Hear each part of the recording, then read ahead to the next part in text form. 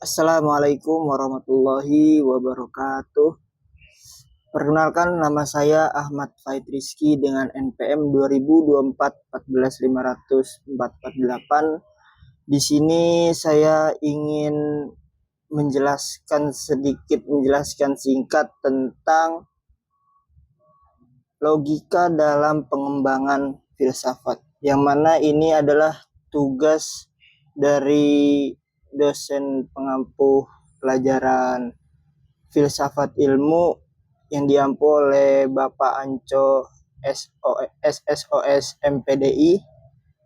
Baik, langsung saja. Jadi dalam logika pengembangan filsafat, kita perlu ketahui antara logika dan juga filsafat terlebih dahulu. Yang pertama, logika adalah kata yang berasal dari bahasa Yunani, yang mana artinya mempertimbangkan akal pikiran yang diutarakan lewat kata dan dinyatakan lewat bahasa.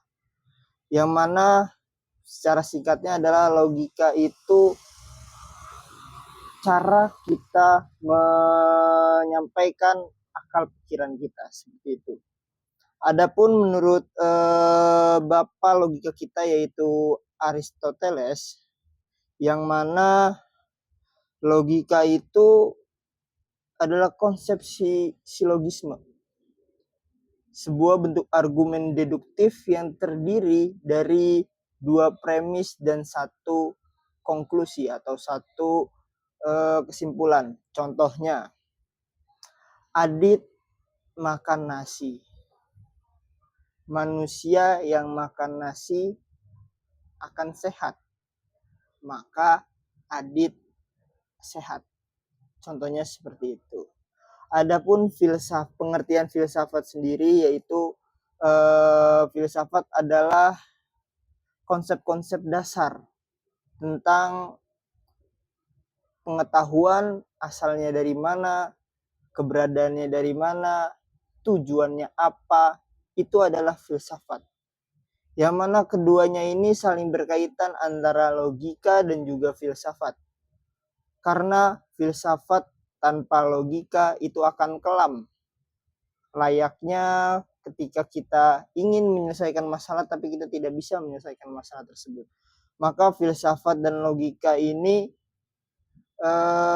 harus berkesinambungan antara satu sama lain. Adapun logika digunakan dalam beberapa aspek filsafat, antara lain dalam pengambilan keputusan. Jadi para filsuf terdahulu dalam mengambil keputusan, beliau menggunakan logika mereka untuk mengambil sebuah keputusan. Karena apa yang mereka ambil itu akan berdampak besar untuk kedepannya. Itulah yang dilakukan oleh para filsuf terdahulu untuk menyatukan antara logika dan juga filsafat, sehingga filsafat berkembang dengan logika dan logika juga berkembang dengan filsafat.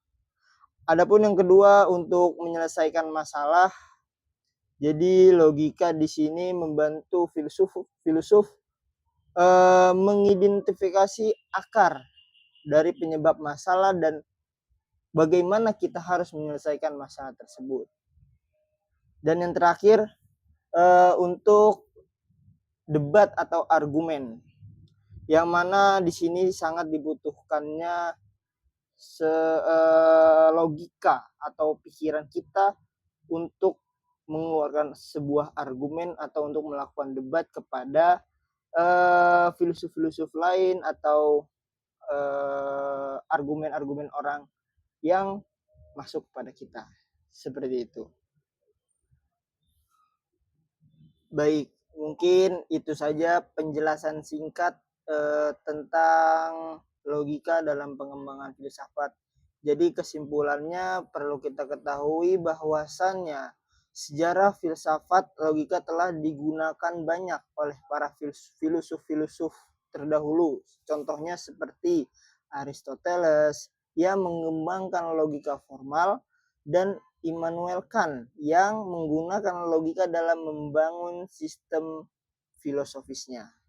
Maka karena itu, logika tetap menjadi alat penting dalam pengembangan filsafat modern maupun kontemporer.